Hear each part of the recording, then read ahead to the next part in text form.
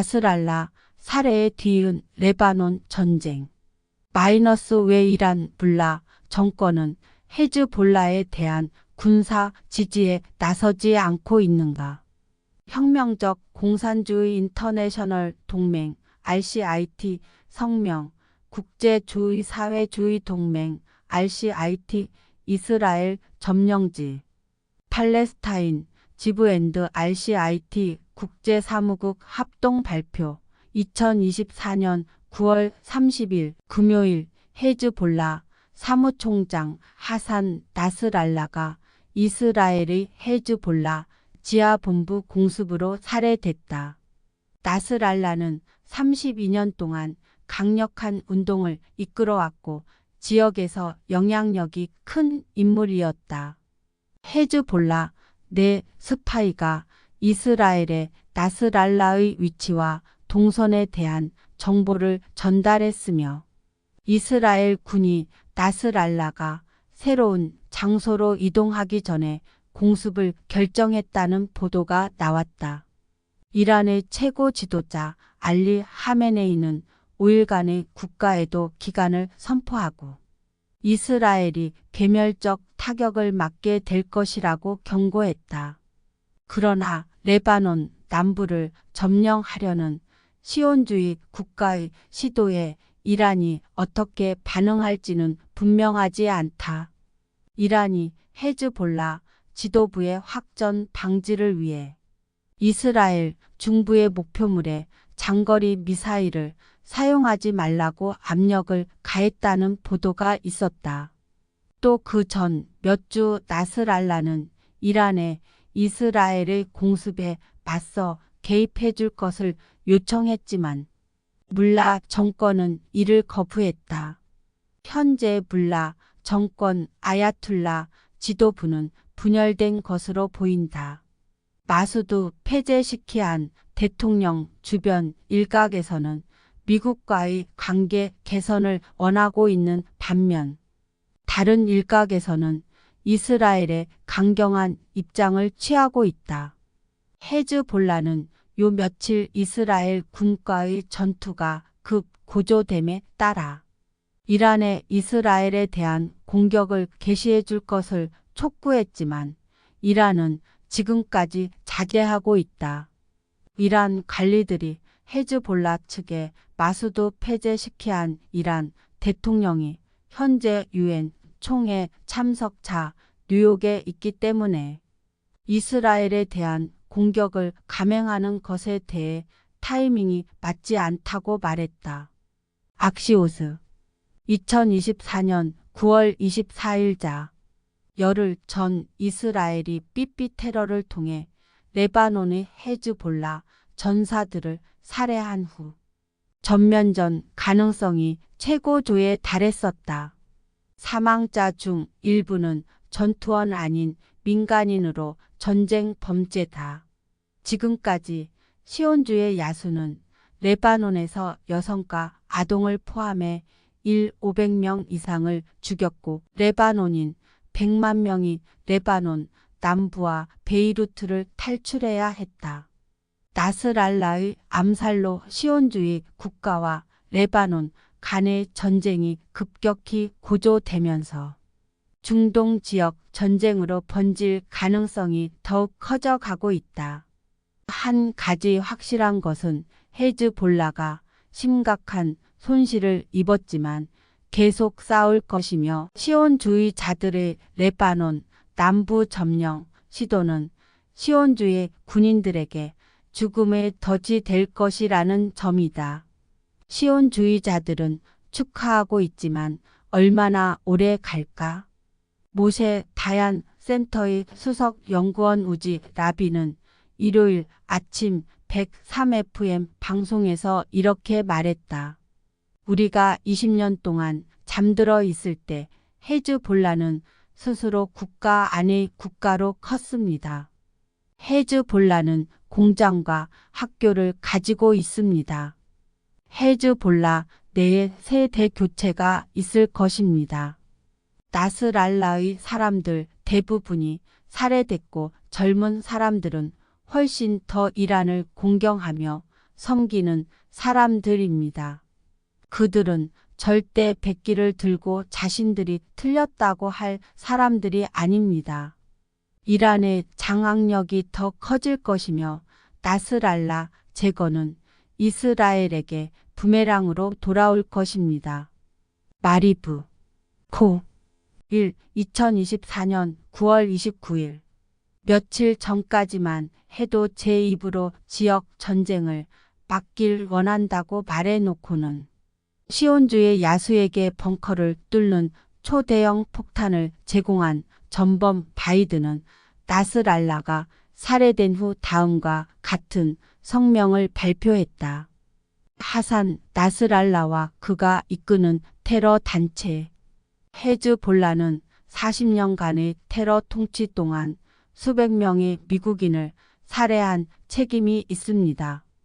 이스라엘의 공습으로 그가 죽은 것은 수천 명의 미국인, 이스라엘인, 레바논, 민간인을 포함한 많은 희생자들의 정의를 위한 조치입니다. 미국은 헤즈볼라, 하마스, 후티 반군 등 기타 이란의 지원을 받는 모든 테러 단체에 맞선 이스라엘의 자위권을 전적으로 지지합니다. 바로 어제 나는 국방장관에게 중동 지역 미군의 방위 태세를 더욱 강화하여 침략을 억제하고 광범위한 지역 전쟁의 위험을 줄이도록 지시했습니다. 화이트하우스 거브 2024년 9월 28일 많은 사람들이 묻는 질문은 누가 이 전쟁의 책임자냐다. 미국인가 시온주의 국가인가? 시온주의 개가 미국 꼬리를 흔드는 것처럼 보인다. 전쟁은 미국이 2차 세계대전 전야의 대영 제국처럼 기울어가고 썩어 들어가는 제국이라는 것을 폭로하고 있다. 1989년 여름 미국 외교 전문지 내셔널 인터레스트는 역사의 종말? 이라는 놀랍도록 대담한 제목의 논문을 발표했다. 이 논문의 저자인 소위 정치과학자 프란시스 후쿠야마는 동서 간의 거대한 이데올로기 싸움이 끝났고 서방 자유민주주의가 승리했다고 선언했다. 당시 구소련 전역의 반공산주의 시위가 휩쓸고 있는 상황에서 논문은 맞는 것처럼 보였다. 후쿠야마는 일약 자본주의적 즉 이데올로기적 정치과학의 스타가 되어 존 그레이에 의해 글로벌 자본주의의 궁정 철학자라는 칭호까지 수여받았다. 후쿠야마의 책 역사의 종말과 마지막 인간이 3년 뒤에 나왔을 때 당시 찬사란 찬사는 다 받았지만 오늘 누가 후쿠야마와 그의 주장을 기억하는가? 혁명적 공산주의 인터내셔널 동맹 RCIT과 국제주의 사회주의 동맹 RCIT, 이스라엘 팔레스타인 점령지 지분 헤즈볼라를 시온주의 야수에 맞선 전쟁에서 지지해왔다. 헤즈볼라의 정치적 지지를 주지 않고 그렇게 해왔다. 헤즈볼라는 1980년대에 시온주의 점령 이후 레바논의 수호자로 탄생하여 오늘 팔레스타인을 방어하기 위해 현 전쟁에 참전했다. 그런데 절실히 도움이 필요할 때 이란에 의해 버려진 것이다. 이란의 비겁한 행복 그리고 헤즈볼라에 대한 이란의 반동적 압력은 이란 물라 정권의 본질을 다시 한번 비춰준다. 물라 정권은 이란의 노동자, 여성, 민족 소수자를 억압하는 자본가 독재이며 지역 강국으로서의 그 영향력을 확대하는 것이 주 관심사다. 중동을 불안정하게 하는 것은 관심사가 아니기 때문에 헤즈볼라를 억제한다. 그러나 이러한 화해투항 정책은 이스라엘과 이스라엘의 제국주의 전쟁몰이를 대담하게 만들어줄 뿐이다. 물론 이스라엘과 이란의 모든 대결에서 우리는 시온주의 국가가 주적이라는 점에서 이란을 편든다.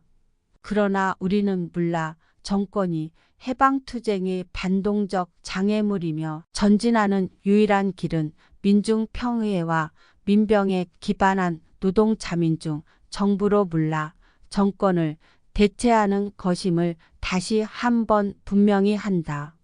RCIT가 시온주의 국가와의 전쟁에서 헤즈볼라의 편을 무조건 들어주지만 과거에 헤즈볼라가 시리아 혁명가들을 적으로 하여 전투원 수천 명을 파견하는 등 시리아 아사드 독재에 대한 반동적 지지로 인해 불신을 샀다는 것을 우리는 잊지 않고 있다. 오늘 많은 아랍인이 나스랄라 암살의 눈물을 흘리지 않는 것은 놀라운 일이 아니다. 중동에서 진실된 해방운동은 그 어느 운동이든 비종교 종파적 관점을 취해야 한다. 모든 제국주의 열강과 정착민 국가 이스라엘 그리고 중동의 반동, 자본가 정권들에 대항하는 투쟁에서 모든 종교민족 집단들을 통합하기 위해 노력하는 비종파적 태도와 입장을 가져야 한다. 시온주의를 종식시키고 팔레스타인을 비롯한 영내 모든 피어각 인민들의 승리를 보장하기 위해 새로운 지도력을, 새로운 혁명 전위대를 만들어내는 것이 필요하다.